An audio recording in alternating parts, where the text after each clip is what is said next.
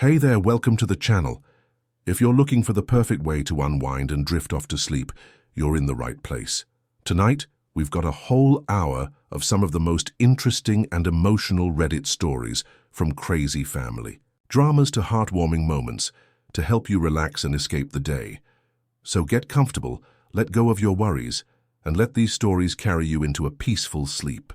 Don't forget to hit that like button if you enjoy this, and make sure to subscribe for more stories to relax to in the future. Now let's get started and dive into tonight's tales. Close your eyes, take a deep breath, and let's fall asleep together. Enjoy. I faked knowing how to play piano for over a decade, and now I'm a professional performer living a lie.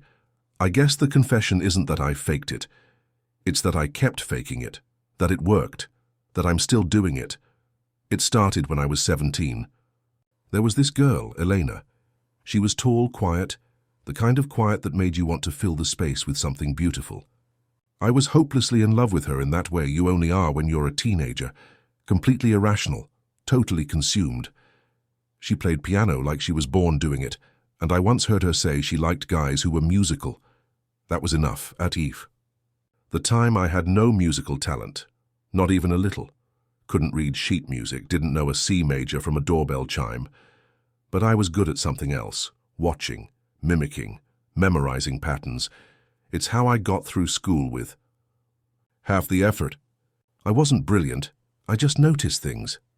So when my school offered an after-school music club that let students perform for one another on Fridays, I signed up. I told everyone I played piano. I figured I'd find a way to fake it just long, enough to impress Elena. I spent the first week watching YouTube videos of amateur pianists. Not virtuosos, just regular people filming their hands from overhead. I picked one simple piece, River Flows in You by Yiruma. Everyone was playing it back then. I memorized the hand movements, note by note, no sheet music, just pure muscle, memory and repetition. By Friday I could play that one song with the robotic perfection of someone who wasn't playing music, but pressing buttons in a precise order. And it worked. Elena smiled when I played. She said, "I didn't know you. We're into piano," and I said, "Yeah, been playing for a few years. Line number 1.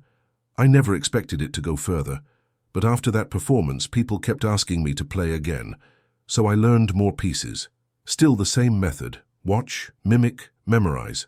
No theory, no understanding, just imitation. Chopin preludes. Debussy's Clair de Lune, Beethoven's Moonlight Sonata, first movement only because the rest was too hard.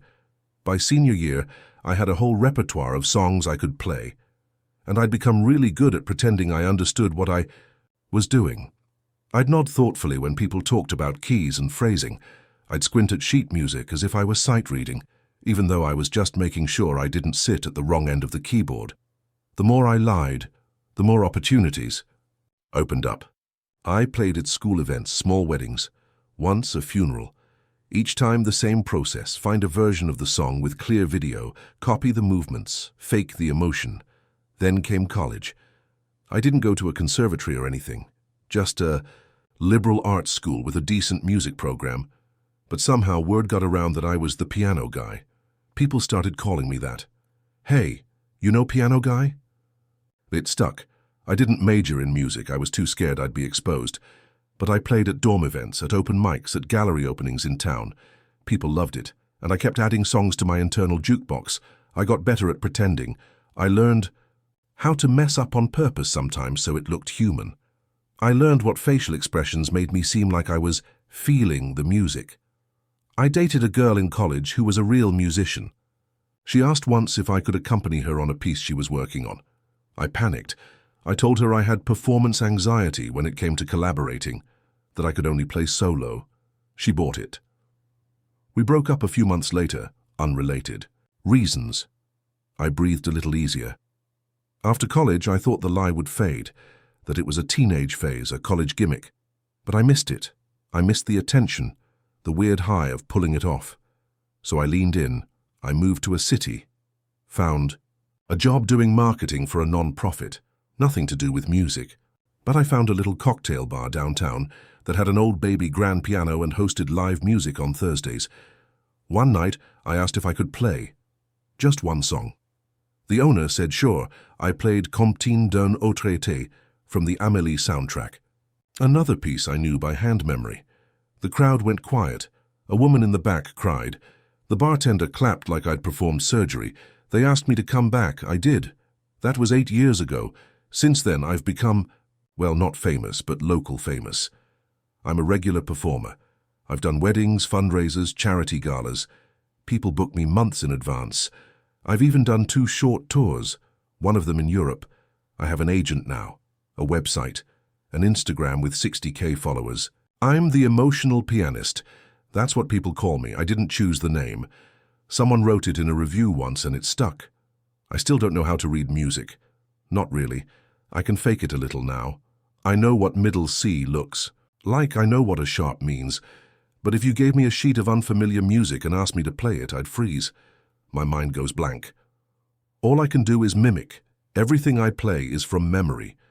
Every note, every pause, every flourish. I've gotten better at disguising it, adding my own little touches, but it's still all built on a lie. Once, a man came up to me after a performance. He was crying. Said his son died in a car crash the year before, and one of the songs I played, Una Mattina by Ludovico Einaudi, was his son's favorite. He said hearing me play it felt like a message from his boy. I shook his hand. I thanked him. I told him music is a universal language. Inside, I felt like I was going to throw up, because the truth is I have no idea what I'm doing, and yet the music is real. The emotions it stirs in people, those are real. I've watched couples fall in love during my sets. I've seen kids stare in awe. I've helped grieving parents, lonely artists, anxious brides. People don't just hear the music, they feel it. And part of me wonders, does it matter? Does it matter that I don't understand theory? That I can't write my own compositions? That I learned to play the way a magician learns tricks? Through repetition, illusion. Sleight of hand, sometimes I think it does. Sometimes I think I'm a fraud. Other times I think maybe music isn't about perfection or knowledge. Maybe it's about what reaches people, what resonates, what makes someone cry in the back of a bar because something about the notes feels like truth. I've thought about coming clean, about writing a memoir, The Fake Pianist. I've even drafted the first chapter, but I haven't found the courage to finish it. Maybe this is the first step. So if you're reading this and you've ever heard me play, I'm sorry. But I'm also grateful, because in trying to fake something beautiful, I stumbled into something real. And maybe, just maybe, that's enough. I pretended to be someone else online for 4 years, and I accidentally saved a stranger's life. I never meant for it to go that far. It started as a joke, a little harmless escape during one of the loneliest times in my life. I was 29, living in a studio apartment with peeling paint and a radiator that groaned like it was mourning something. My days were quiet. My nights were quieter. I'd recently gone through a breakup, not a dramatic one, just the slow kind that ends in silence and returned keys. We were together for 3 years. Her name was Leah. She loved candles that smelled like cedar, and she hated when people left cabinet doors open. I still find myself closing them out of habit. After she left, the stillness swallowed me. I didn't talk to people much. My job was remote, my family distant, and my friends were busy with marriages and babies and mortgages. I told myself I liked the solitude, but the truth is, I felt like a shadow of myself. One night I found an old forum I used to browse in college, a strange little community where people posted confessions, odd dreams, late-night ramblings, and half-finished poetry. It felt like a relic from the early internet days, before social media demanded perfection, when anonymity meant freedom. I made a new account, not as myself. I created a persona. Ava Blue, a 27-year-old woman who lived in a coastal town, worked as a barista, and wrote short stories in her spare time. She was soft-spoken but funny. She loved thunderstorms and vintage horror films, and believed that ghosts were just memories that didn't want to leave. I didn't do it to catfish anyone. I wasn't pretending to date people or asking for money. I wasn't even trying to deceive. Not really, I just wanted to talk. And for some reason I felt like people would open up more to Ava than to the man I actually was. And they did. People talked to her, confessed things, trusted her. There was one thread I posted as Ava, just a short paragraph about feeling like you were standing at the edge of a cliff no one else could see. The response was overwhelming. Dozens of replies. Some just kind words, others saying things like, "I feel this too, exactly this." And then there was Eli. His username was something like Wind and Silence. He replied to one of Ava's posts about loneliness, saying, "It's like screaming underwater. People see the bubbles, but they don't hear the sound." That line stuck with me. We started talking, just little messages at first, then longer ones, paragraphs, pages. He told Ava about his insomnia, about his mother's death when he was 19, about how he felt like life had become a room with all the exits slowly disappearing. I responded carefully, gently, never lying outright, just speaking through Ava's voice. I told him about my long walks by the sea, the comfort I found in writing, the way I kept a journal just for dreams I'd never actually had. He liked that. We talked every night. I started looking forward to his messages more than anything. Kills in my day. He was funny in a dry, melancholy kind of way, smart, thoughtful. There was a rhythm to our conversations, like a song only we could hear. He asked questions that cut deep, and he listened to the answers. It went on like that for months, then years, 4 years. During that time, my own life slowly rebuilt itself. I started therapy. I reconnected with an old friend. I even adopted a cat, a tiny black thing with crooked whiskers that I named Min. My apartment became a little warmer, a little softer, but I still talked to Eli, still logged in as Ava Blue. Sometimes I thought about telling him. I'd draft messages in my head, how I'd explain that Ava wasn't real, that I never meant to lie, that I was just someone who needed connection as much as he did. But I couldn't do it. I was afraid of breaking the one thing in my life that still felt untouched by disappointment. Then came the night he sent the message. It was short, just a few lines. "I don't think I can keep doing this. I'm tired, really tired. Thank you for being there." It was the kind of message that makes the world fall quiet around you. I panicked. I replied instantly, asked where he was, if he was safe, if he'd eaten. I stayed up all night, refreshing the page like it was a lifeline. Hours passed. Nothing. And then, just before dawn, he responded. "I was going to do it. I had everything set up. But then I remembered something you said, that ghosts are just memories that don't want to leave, and I thought, maybe someone would remember me. Maybe that's enough for now," I cried. Real body-shaking sobs. I remember clutching my phone like it was the only thing anchoring me to the world. After that, things changed. Eli started going to therapy. He told me when he made his first appointment, told me when he sat in the waiting room, staring at the carpet and almost leaving. I cheered him on as Ava. I told him how proud I was, how brave he was. Every word of it was true. He started writing again, sent me stories, told me about a girl he met at a bookstore who made him laugh so hard he spilled coffee on his shirt.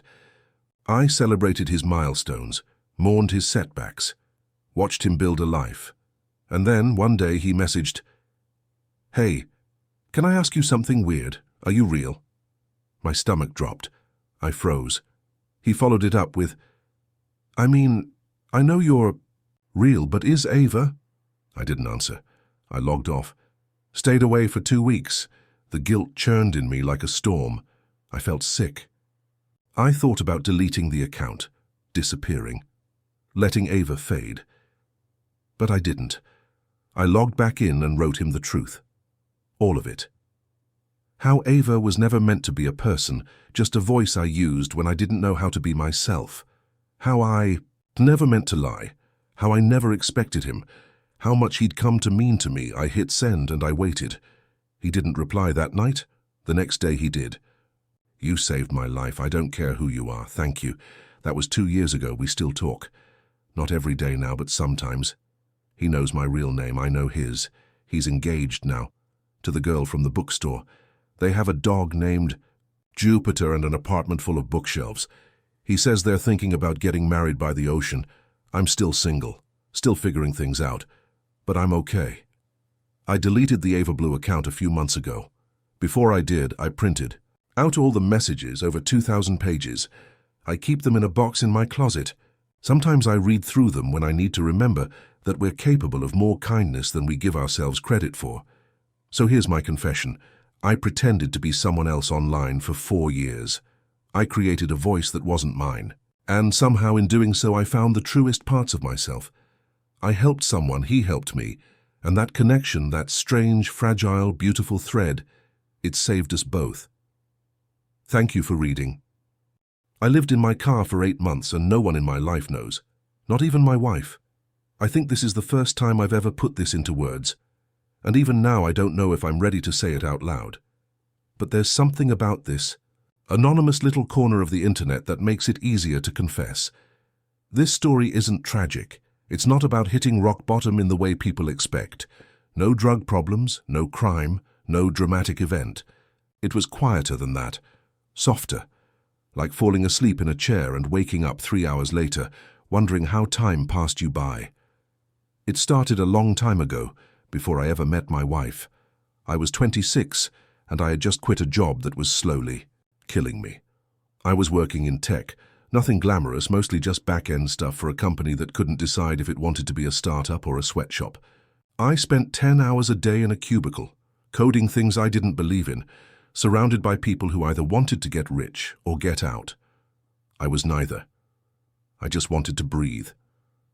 So I quit. I had a little savings, enough to get by for a few months. I figured I'd find something else, something better. I told myself I was brave for leaving, everyone did. Good for you, they said. You'll find your path. But no one tells you that bravery gets real quiet after a couple months of job applications and polite rejections. My lease was up at the end of May. I could have renewed it, but something inside me resisted. I didn't want to pay for a space. That felt more like a waiting room than a home. I had a car, an old but reliable Subaru Outback, big enough to stretch out in. And just like that, without a dramatic plan or even a conscious decision, I moved into it. I didn't tell anyone, not my parents, not my friends. I wasn't trying to be noble or mysterious. I was ashamed, deeply. I'd been the smart one, the kid with potential. The idea that I was living out of a car felt like a betrayal of everyone's expectations. But I adapted. The first few nights were the hardest. Every creak outside sounded like danger. Every time someone walked by the car, I held my breath. I parked in different places each night, sometimes near the beach, sometimes in 24-hour grocery store lots, sometimes tucked behind apartment buildings. I got good at finding safe spots, good at routines, gym memberships for showers, library, cards for internet access. I learned to keep my things organized down to the square inch. I bought blackout window covers. I had a portable charger. I even had a little electric kettle I could plug into my cigarette lighter. I was efficient. There was a strange peace in it sometimes. Mornings with dew on the windows and bird song as my alarm. Nights where the stars felt close enough to touch. The quiet was profound. Not just external silence, but internal. When you strip away the noise of a home, appliances, screens, obligations, you start to hear your own thoughts more clearly. I journaled a lot, wrote letters I never sent, stories I never published. I spent a lot of time just being, watching, people, thinking about where I fit in the vast machine of life. Some nights I felt infinite, others I felt invisible. One of the weirdest parts was how easy it was to hide. People never noticed. I still met friends for coffee. I still interviewed. 4 jobs. I still laughed at their jokes and asked about their lives. No one ever asked where I was living. It just didn't come up. I wasn't trying to be homeless. I just wasn't ready to live somewhere. I know that sounds bizarre, but it's true. I think I needed that pause, that time to reset everything, to understand what I actually wanted. After about 6 months, I landed a remote job. Good pay, flexible hours, no office.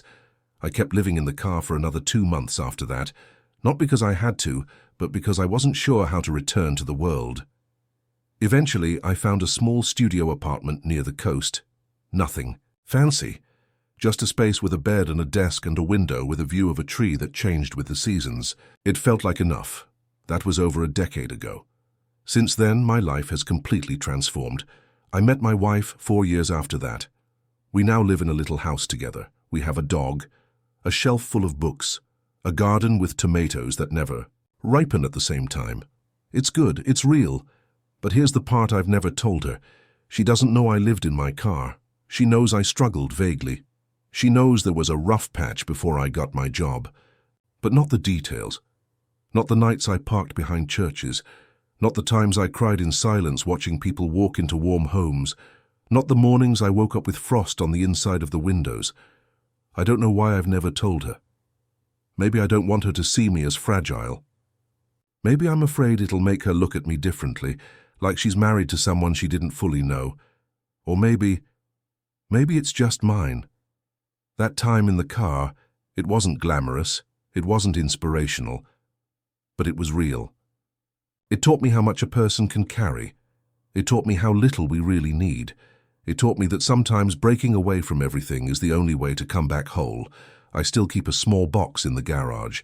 Inside it is a tiny kettle, a well-worn blanket, and a notebook filled with scribbled thoughts from that time. Every once in a while, I open it and read a page or two. Not to relive it, but to remember. To remind myself that I once survived something silent and strange and deeply human. If you're reading this and going through something hard, something no one else sees, I hope you know that it doesn't define you. You are not your situation. You are not your shame. You are not lost. You are just in a pause between chapters. Keep going, one page at a time. I've been sending postcards to my childhood friend for 17 years, and he doesn't know it's me. I don't even know how to begin this because I know it sounds strange. I've never told anyone. But I guess Reddit feels far enough from the real world that I can say it here without judgment, or at least without consequence. I had a best friend growing up. His name was Caleb. We were inseparable from the time we were 5 until we were 12, maybe 13. We lived on the same street in a small, sleepy town in Oregon where summers smelled like pine and wet grass, and winters felt like fog never left your skin. Caleb and I did everything together. Rode bikes, played pretend in the woods behind our houses, built forts out of couch cushions and cardboard. We had matching flashlights for secret night missions, and we kept a shared notebook where we wrote down the weird things adults don't talk about. Things like why old people always look sad in grocery stores, or what it means when someone says maybe someday. He was the kind of friend who made the world feel bigger, safe, but full of wonder. I can still hear his laugh in my head sometimes when I'm driving, and my brain wanders. That's odd how memory works. You lose whole months, and yet a laugh can live forever. When we were 12, Caleb's dad got a new job across the country, Massachusetts. It was a quick move. 2 weeks from we might move to the house is already sold. I remember that final week like a blur of boxes and hollowed-out rooms, and the kind of tears you're too young to understand. We promised to stay in touch, of course, swore on a pinky promise and sealed it with one of those weird two-person dances we made up. But we were kids.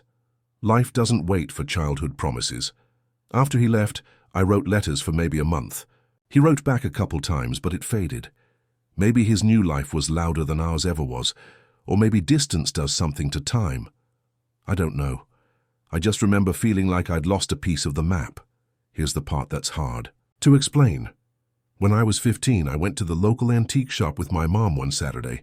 It was mostly dusty lamps and chipped saucers, but in the back corner, there was this old wooden rotating rack of postcards, hundreds of them, all kinds, vintage national park prints, weird ones from the 70s with overly saturated sunsets, artsy, ones with moody quotes about time and dreams.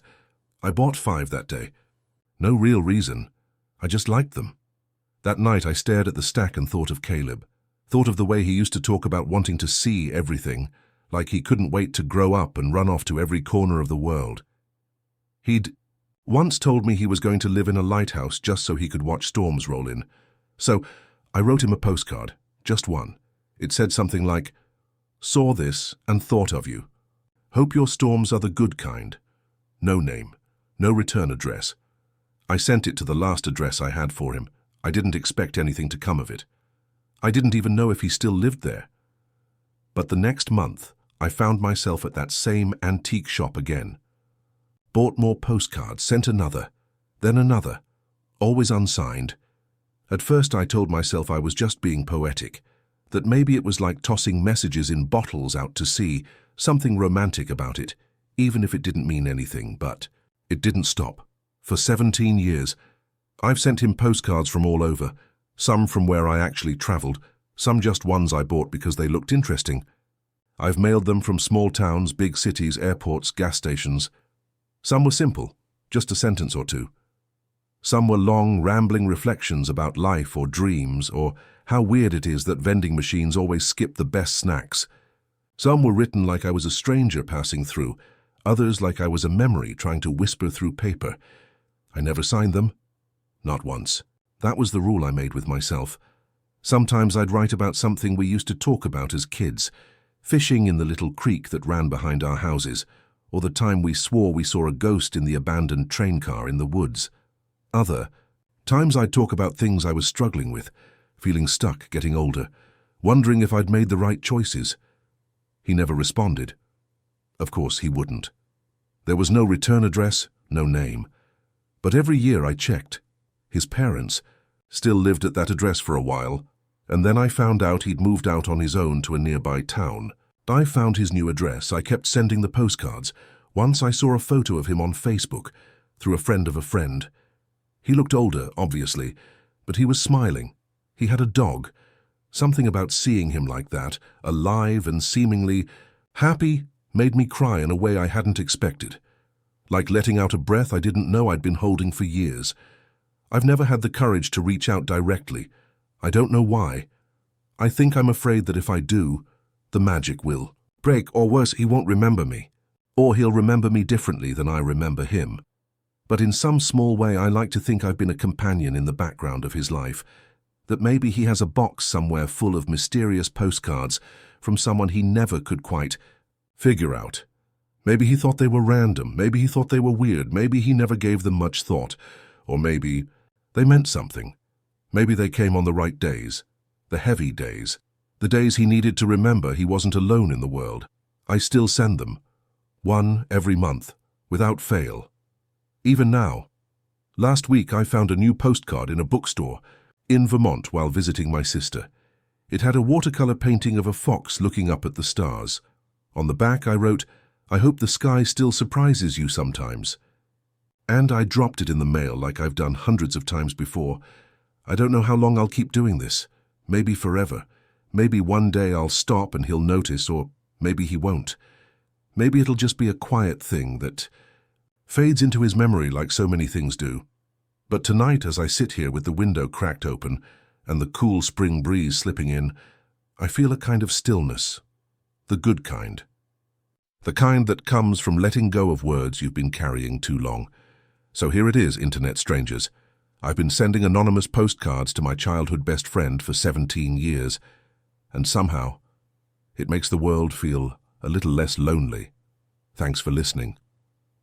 I told one lie in high school that spiraled so far out of control, I'm now living under a different name, and everyone thinks I'm a hero. I was 16 when I told the lie. Not to manipulate anyone, not to gain anything, I just panicked. That's the truth. It was one of those split-second heat-of-the-moment, adrenaline-fueled, absolutely stupid things you do as a teenager because your frontal lobe hasn't caught up with your pride yet. It happened on a rainy Thursday. I remember because my shoes were soaked through and my history teacher had scolded me for being late again.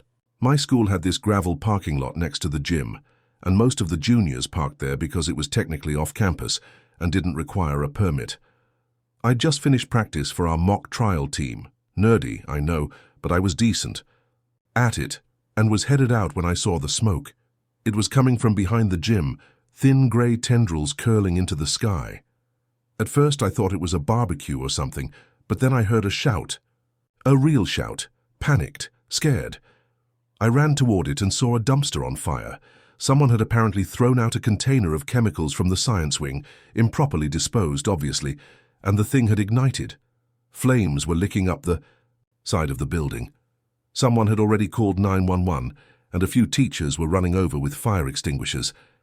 And then I saw him, Derek, a freshman I barely knew, stuck behind the dumpster. I don't know how he got there. Maybe trying to sneak a vape, maybe dared by friends. But he was coughing eyes wide, trapped between the flames and a locked maintenance gate. Here's where it gets weird. I did not save him. I didn't even get close. I was about to go help, but before I could move, Coach Mitchell appeared out of nowhere, shoved the gate open and yanked Derek out. Like full-on action movie rescue. He was a former Marine or something, total beast. Got Derek out, tossed his hoodie over the kid's head, and walked him back to the nurse's office without even breaking a sweat. By the time the firefighters arrived, it was mostly under control. I thought that was the end of it. But the next day, there was an article in the school newsletter.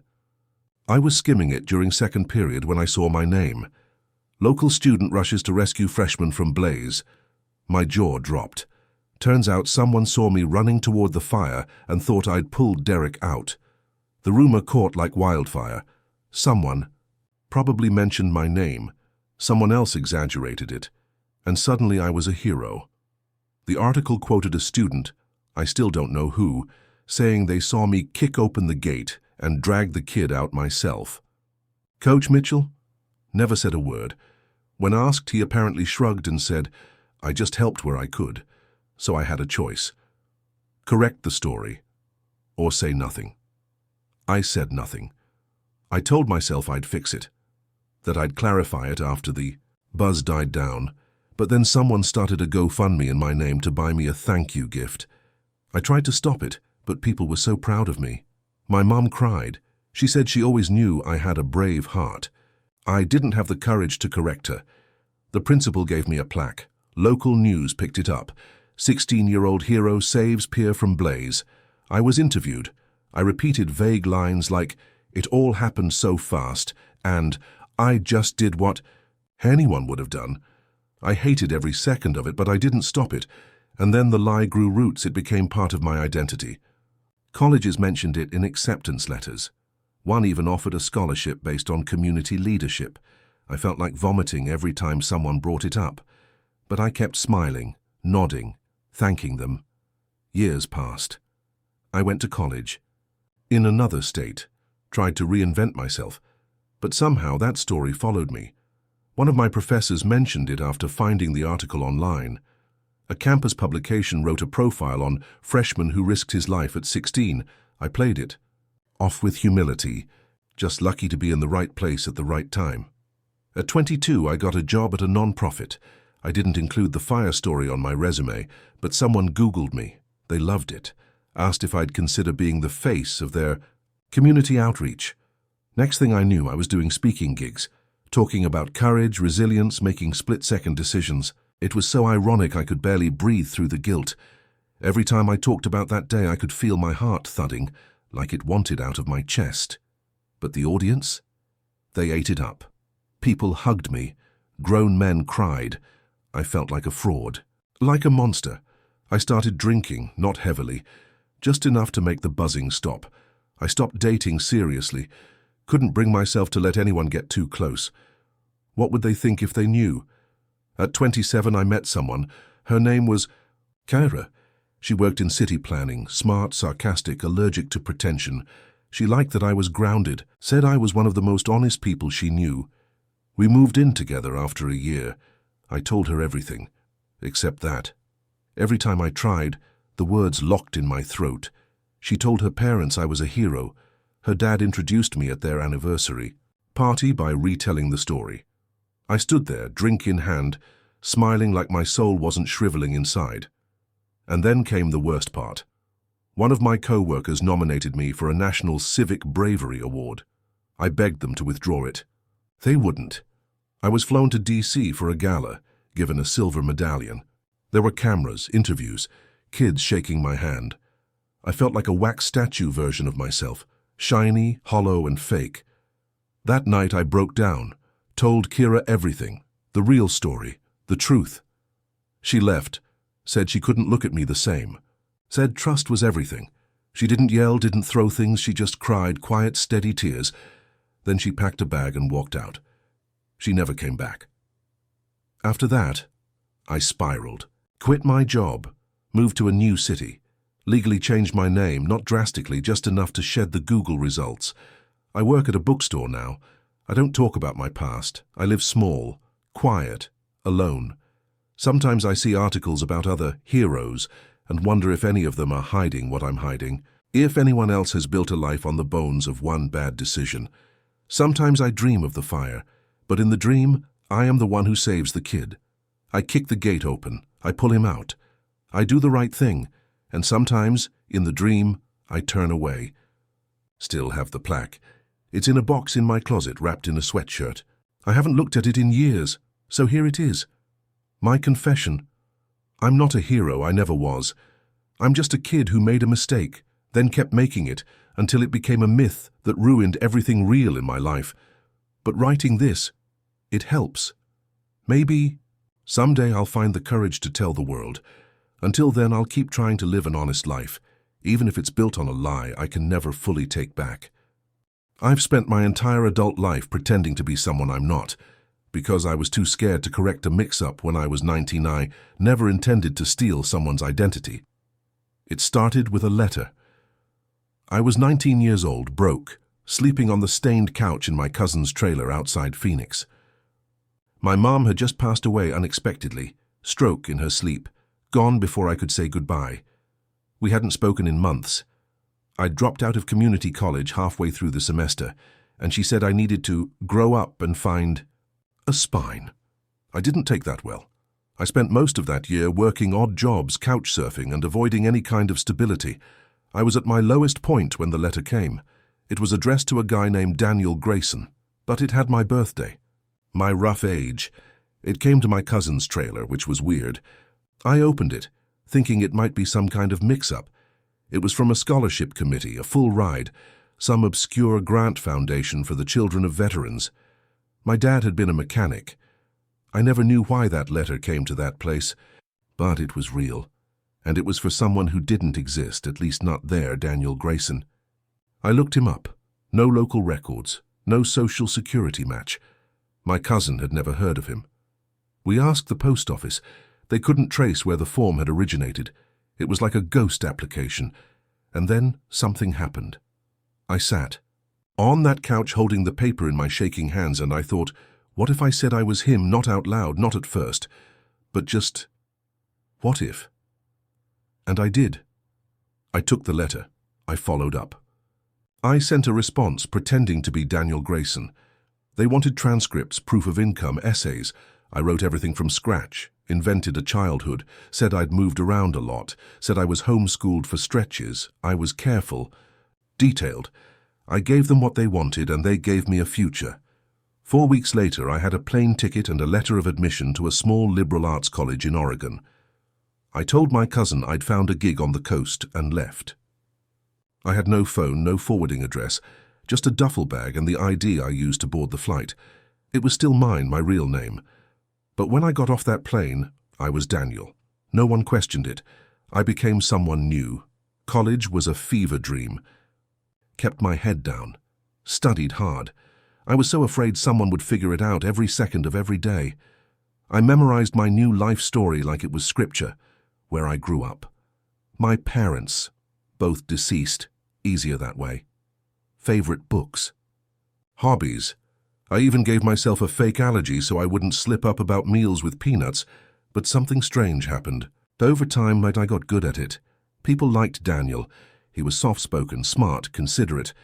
He helped carry boxes for the admin assistant who hurt her back. He always showed up to class 10 minutes early.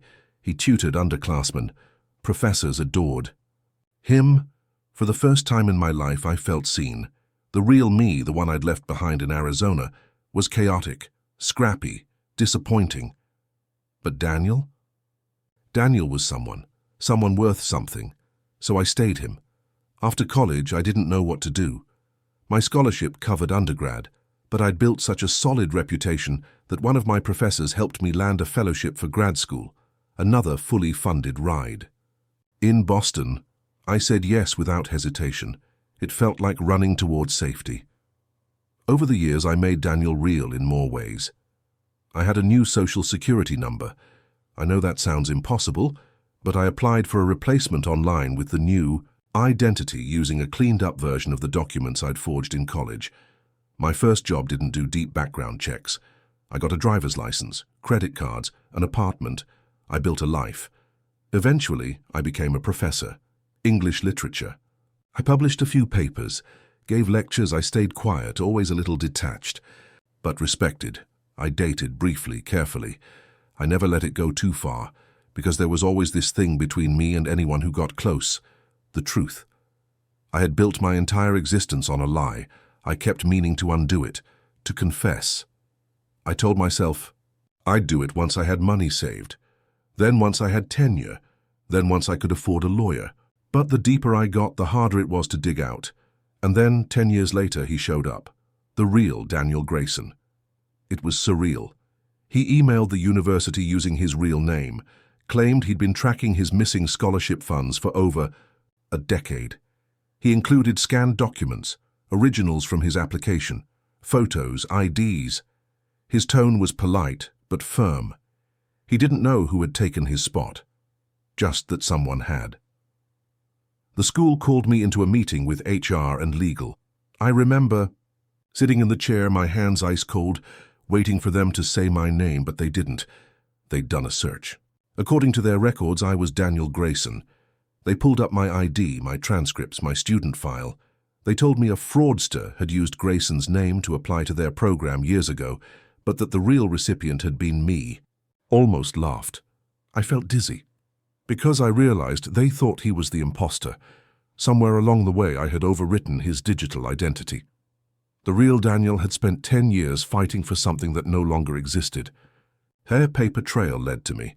Emails, documents, university systems, they were mine. His originals were never scanned. He'd used snail mail, old forms, lost in the shuffle. He tried to sue. It went nowhere. And I stayed quiet. I didn't say a word. Watched a man lose his identity, the way I had once lost mine. And I did nothing. I became a tenured professor. I bought a house. I hosted writing retreats in the woods. I was even interviewed once by a regional magazine. They asked me how I beat the odds. I said, I had good mentors. No one ever questioned it. But I do. Every single day. There's a folder on my computer. It's called Undo. Inside is a draft of a full confession, letters, timelines, even a video message I recorded one night after too much wine. I keep it updated. I think about releasing it every year. Sometimes on my birthday. Sometimes on his. I've tracked the real Daniel Grayson online. He lives in Texas now, works at a hardware store, married, 2 kids. His LinkedIn says, former scholarship recipient 2009, like he's trying to prove it happened. I want to write to him, apologize, explain, maybe send money, 100,000 more if I could. But what would I say? Sorry I stole your life. It was an accident and then it wasn't. He deserves more than that. So here it is. The truth. I'm not who I say I am. I live in a house built on a lie. My name, my degrees, my career, they belong to someone else. A kid who applied for help at the exact wrong moment, whose mail got sent to the wrong place, and who lost everything because I was too scared to fix a mistake when it was still small. I'm not proud, but I'm still here. And some nights, when it's quiet, I sit in my office and open the Undo folder. Maybe one day I'll click send, maybe. I inherited my grandfather's mansion, but what I found hidden in the attic changed how I see my entire family. And now I don't know what to do with the truth. I was 29 when my grandfather died. To understand the weight of that sentence, you'd have to know that he basically raised me. My mother, his daughter, was a ghost, in and out of my life depending on her mood, sobriety, and whoever she was dating at the time. My father, never met him, not even a photo, but my grandfather, Charles, Emery Wexler III, was something else. We called him Wex, never Grandpa, never Pops, just Wex. He wasn't the warm cardigan-wearing Werther's Originals type. He was old money New England, cufflinks and brandy at noon, a sharp silver voice that could cut you open with a compliment. He owned a massive estate in Vermont. 3 stories, wraparound porch, 2 libraries, a wine cellar so deep it had a spiral staircase. It had been in the family since the 1800s. Every Wexler son was expected to live there, take care of it, maintain the legacy. Wex had no sons, just my mother, who'd burned every bridge by the time she was 25. And me. So when he died, massive. Stroke, gone in his sleep. I got everything. The house, the land, the investments, the generational wealth of one of the oldest families in the state. It shocked everyone, especially my mother. She tried to contest the will, claimed undue influence, accused me of manipulating him. She was laughed out of court. Wex's legal team had the paperwork airtight. I moved into the house on my 30th birthday. The will had one stipulation. I had to live there, at least 6 months out of the year, for a minimum of 10 years. I didn't even hesitate. I quit my job in Brooklyn, packed up my studio apartment, moved into a home that had been in my dreams since childhood, though never as my own. At first it was a dream, antique furniture. A full garden, rooms upon rooms to get lost in. I spent weeks just exploring. I found a dumbwaiter hidden behind a bookshelf, a clawfoot tub older than most countries, letters from Wex's grandfather to his lover, written in calligraphy so elegant. I felt like I was intruding just by reading them. But then the attic. I didn't go up there for the first 3 months. The door was locked, and I assumed it was just old junk. But one rainy afternoon, as I was reorganizing the second library, yes, second, I found a key tucked inside a hollowed-out book of Edgar Allan Poe stories.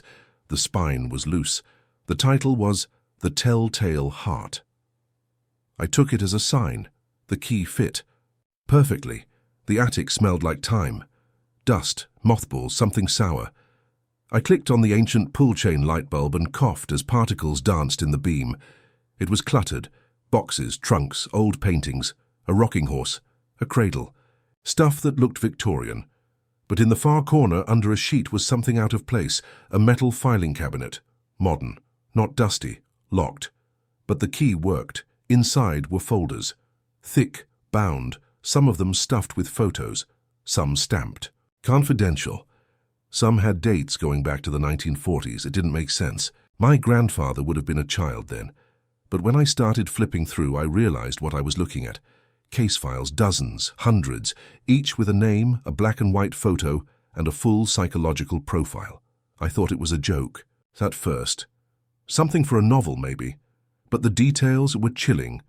Medical diagnoses, family histories, IQ scores, handwriting samples. And then I saw the letterhead. Wexler, Institute for Special Children. My blood ran cold. I had never heard of it. I Googled. Nothing. No website, no archived articles. It was like it didn't exist. But the files told a different story. I spent weeks reading them. The Wexler Institute had operated from 1949 to 1978, located in a remote facility upstate. It wasn't a school, not really. It was a behavioral institution for gifted children, children who were uncontrollable, telepathic, empathic, pyrokinetic. Yes, you read that right. The files described events that made my skin crawl. One boy could mimic voices so perfectly, he drove his parents to the brink of madness. A girl who absorbed others' emotions so completely, she was catatonic unless sedated. Another child who started fires in his sleep every single night. They weren't just sick kids, they were experiments. The Institute had documented everything. Brain scans, blood work, electroshock therapy logs. There were letters to and from Wex himself. He wasn't just aware of it, he ran it. And here's the thing that broke me. One of the files was mine, tucked in the very back, labeled Subject the 324B, age 5, name redacted. But the photo, it was me. Same scar above the eyebrow, same gap in tie. My teeth. Me sitting in a plastic chair looking small and scared. There were notes. Subject appears to retain no memory of previous episodes. Mother has withdrawn consent for further treatment. Subject relocated to civilian. Custody pending future evaluation. I don't remember any of it. Not the sessions. Not the place, nothing. I thought I lived with Wex from age 6 onward, that my mother just dropped me off and never came back, But according to these files, I'd already been with him for years. They'd erased it. The more I dug, the worse it. God, the Institute didn't shut down in 1978. It burned down. There was a tiny clipping buried in a folder marked Legal Correspondence. A fire. No survivors. Bodies charred beyond recognition. Electrical fault, they claimed, but the margin note next to it read, Containment breach. Termination necessary. I don't know what happened that night, but someone made sure there were no witnesses, and Wex walked away clean. I never told anyone, not even my partner who moved in 6 months after I did. I started having dreams. Children screaming, a room with no windows, a man in a white coat saying, "Do you feel it yet? And here's the part that won't leave me alone." In the last folder, hidden in the bottom drawer, was a letter, handwritten, dated 2 weeks before Wex died. To whoever finds this, if you're reading this, then you know, I never did what I did for cruelty. I did it for continuity. The bloodline matters. You are not the last. You are simply the quietest, and you will awaken in time. I only pray you do not fear what you become. W. I don't know who I am anymore. Was I one of them? Was I gifted, dangerous, broken? Why did my mother pull me out and give me back to the very man who did this? Why did Wex lie to me my whole life? Some nights I hear voices, not loud, just whispers, like memories clawing to the surface. I smell smoke when there's no fire. I touch people and feel things, grief, panic, hunger, that aren't mine. I've started sealing the attic door. Not because I'm scared of what's inside, but because I'm scared of how comfortable I felt reading those files, like I belonged to them, like some part of me remembered it all. So here it is. My confession. I inherited a house, a legacy, a secret institution. For children who might not have been human in the way we define it. And I was one of them. I don't know what to do with that truth. But I know I'm not giving the house up. It wants me here. And sometimes, I think I want it too.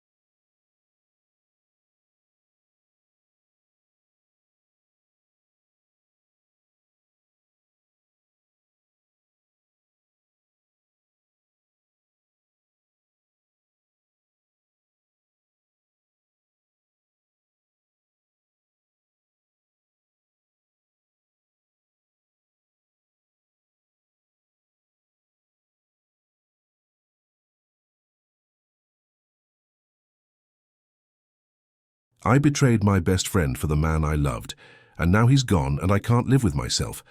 I've spent the last 6 years lying to everyone I know about the worst thing I've ever done. Every single day, I wake up feeling like a failure, feeling like I'm drowning in a lie I can't escape. But for some reason, it's gotten worse recently. Maybe because my best friend reached out to me, wanting to reconnect. I've been avoiding her calls for months, years actually. She doesn't know the truth, and neither do any of my other friends. But I can't lie to myself anymore. I have to say it out loud. I've been carrying this weight, this crushing guilt. And I don't know how much longer I can keep pretending I'm someone I'm not. Let me start at the beginning. Her name was Sophie. We met in college. We were both studying art. She was a brilliant painter, the kind of person who saw beauty in everything, like the way the sun hit the sidewalk after a rainstorm, or how the world seemed to stop when she looked at a painting. Sophie was the kind of person you wanted in your life. She made you feel like you mattered. We clicked instantly. We lived together for 2 years, traveled together, and became each other's anchor. We shared everything, secrets, heartbreaks, dreams for the future. She was the one who convinced me to start dating that guy, Ethan. I still remember how she nudged me, grinning as she said, "He's perfect for you. You just don't see it. Ethan was everything I thought I wanted. Handsome, funny, charming. He made me feel special. We started dating. And at first it felt like the fairy tale I had been waiting for. I'd been in relationships before, but none like this. Ethan was a writer, brilliant, passionate, a little messy. He had this aura of mystery, like he knew things the rest of the world didn't. But then things started to shift. The more I got to know Ethan, the more I realized he had this side to him that I couldn't quite put my finger on. He was possessive. He wanted me all to himself. When I spent too much time with Sophie, or anyone really, he would get jealous. He'd give me the silent treatment, guilt-trip me into staying home, making me feel like I owed him something I wasn't sure I wanted to give. Sophie noticed it too. She was the first one to tell me gently at first, "I don't think he's right for you. I see how he treats you when you're around other people. It's not healthy." I shrugged it off. I told myself I could handle it, that I loved him, and love meant compromise. I didn't want to hear it, but deep down I knew she was right. And then it happened. Ethan came up with a brilliant idea. He wanted to move to New York. He said we could live together in a small apartment, just the two of us. He promised me it would be the next step for us, our future. He made me feel like I had no choice but to go with him. Sophie was heartbroken when I told her. She begged me not to go, but I told her I had to. I had to prove something to myself. I had to show Ethan that I was fully committed. It's been 4 years since I left. The first year was blissful. It was just us in the city, living this dream. But after that, the cracks started showing. Ethan became more controlling, more demanding. He didn't want me to hang out with my friends, and Sophie had become the enemy. I was distanced from her and I hated myself for it. But Ethan was manipulative. He made me feel guilty for spending time with anyone but him. I started to change. I started to lose myself. One night, Sophie called me out of the blue. She'd been trying to reach me for months, but I'd been avoiding her. She sounded desperate. "I need you, please. It's not just about us anymore." Her voice broke, and I could feel the weight of the years we hadn't spoken hanging over us. She needed me. She wanted me back in her life. Ethan was furious when I told him. He said I couldn't talk to her anymore, that I needed to choose between him and her.